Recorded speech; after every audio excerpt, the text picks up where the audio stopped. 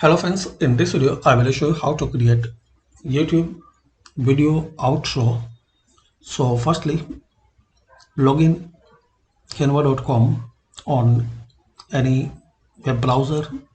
It's a free account, so create if you not have any account and search YouTube video outro.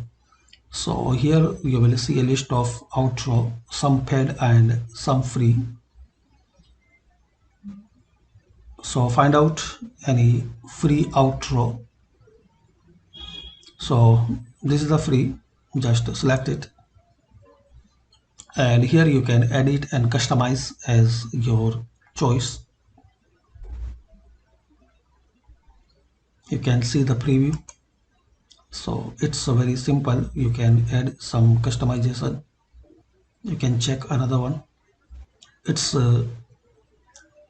paid and free, so it's free. You can change name, color, text as your choice. You can make like a template style. You can change here. So this is the way guys you can create outro for your YouTube channels. Thanks for watching.